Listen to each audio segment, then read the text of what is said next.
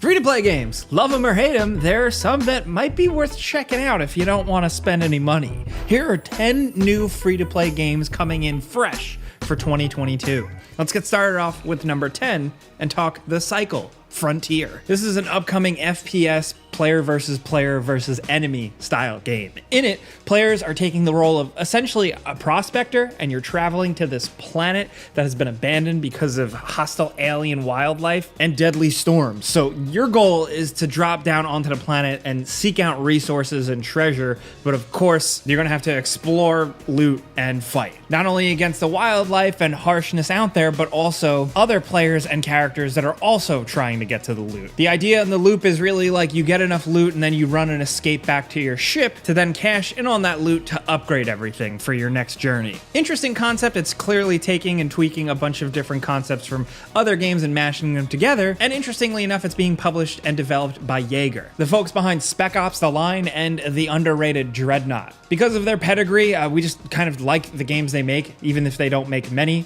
We're definitely going to keep an eye on this one. Next, over at number 9, we have Spine. This is an action-heavy, cyberpunk-y style game in a dystopian world where two factions are fighting for control, but they're all powered by this spine technology. This tech that's like implanted literally into people's spines to give them lightning-fast reflexes. You're gonna be able to choose a character in a roster of characters that all have their own different varieties in terms of like spine abilities and their own fighting styles. That's roughly going to be a 3 vs 3 type of game, and it looks to be pretty interesting, especially because it's releasing on all platforms. There's melee combat, there's ranged combat, there's some more cinematic style camera angles, and we're just hoping that it's as cool as it looks. You know, you can't trust trailers and stuff on their own, but if it's free anyway and the bar to entry is low, we might end up trying this one. Next, over at number 8, we have Gangstar New York. Now, this is both an iOS and Android and PC game. It's going to be available on Steam, and it's from Gameloft. Now, Gameloft, of course, is famous now for having big budget, over-the-top mobile games that kind of seem very derivative of console games. Like they have their own generic Call of Duty, multiple Grand Theft Auto clones, but Gangstar New York looks to really kind of step up things a bit because, I mean, just look at it on screen here. People have been able to get access to an alpha and play through a lot of the game on PC, and it does look pretty good, and it seems like it's a lot of fun. There's a ton of freedom. It's an open world, chaotic action game. You're gonna be able to get a jetpack and just do all kinds of crazy stuff. There's a good emphasis on stunts and racing through the New York streets. Now, no, this is not an accurate representation of New York by any means. As somebody from New York, this is not it, dude. But it does look like a really fun playground for just free chaos. Now, it's probably going to come with a lot of the mobile game style free-to-play trappings, of course, and it's put on PC. But hey, sometimes you can't beat just a quick and easy free open world game. I mean, look at this. Next, over at number 7, we have Crowz, and it's spelled Crowz with a Z. Yes, really. But what this is a competitive first-person shooter set in a world destroyed by meteorites where countries basically pay factions of mercenaries to fight over very specific sought-after resources. It's team-based in some pretty open environments with mission objectives and some customization, and gameplay looks to be a little chaotic with vehicles and cool weapons and explosions and stuff, but also a layer of some tactics, teamwork, and accuracy, which we really like. It seems like it might have a smaller budget, and, you know, at first glance, it might look like a knockoff PUBG, but if you just like this style of game and you're looking for a bit of a change up and see how somebody else handles the formula, maybe Crowz will be a hit. It's slated as coming soon.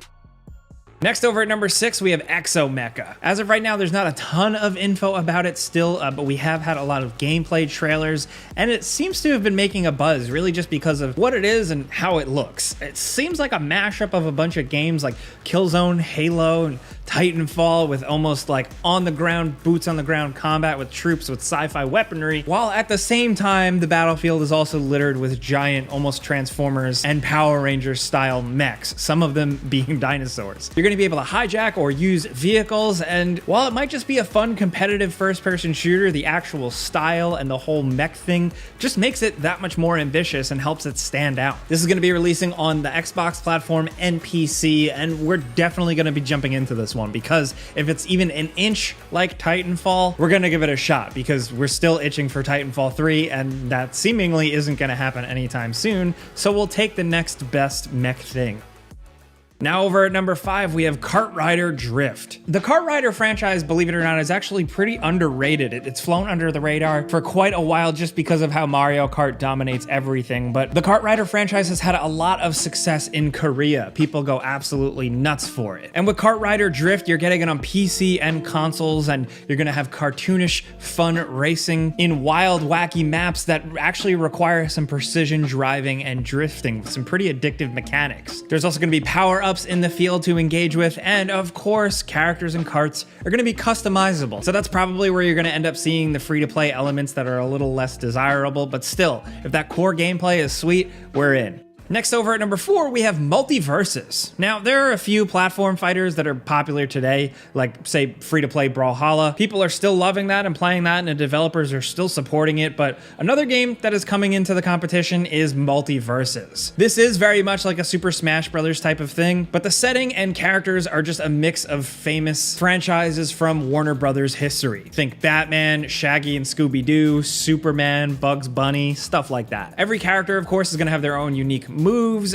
with their own levels and some cool unique item drops, and of course it's going to have some free-to-play stuff. We're really hoping that that core gameplay is solid enough to really warrant playing. On the one hand, with it being free-to-play, it is pretty nice to hop in and try it. You're going to be able to get your friends in on it to just hop in and play a match. I mean, who doesn't want to play as Shaggy from Scooby-Doo and punch Batman in the face? I don't know, that sounds kind of appealing, especially if it's free.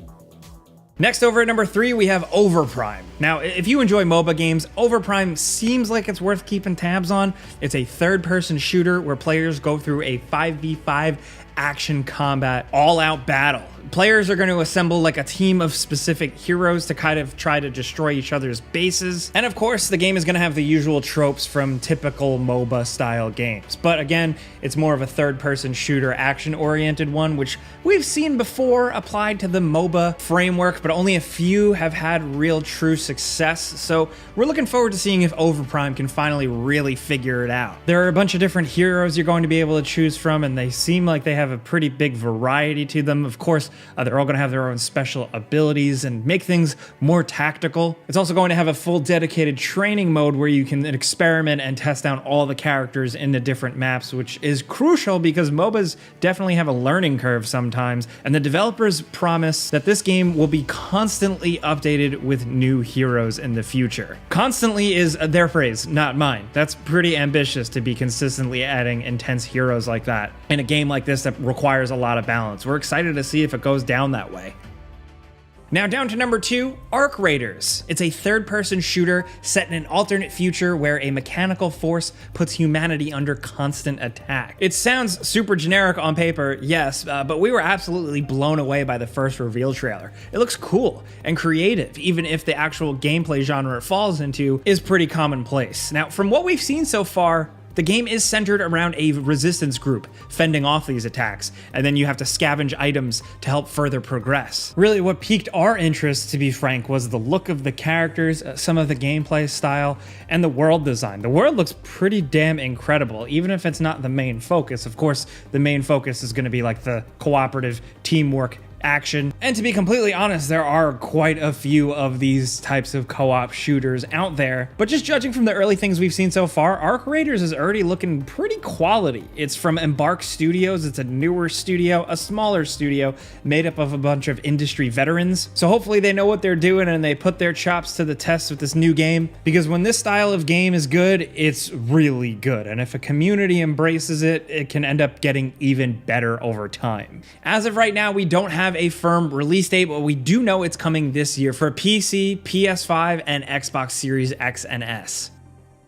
Now down to number 1, we have Vampire the Masquerade Bloodhunt. This is yet another Vampire the Masquerade game, which has kind of been having a bit of a resurgence in popularity lately with titles, but most specifically the upcoming Vampire the Masquerade Bloodlines 2, a main game which we're really looking forward to, but in the meantime, hopefully this thing can keep us busy.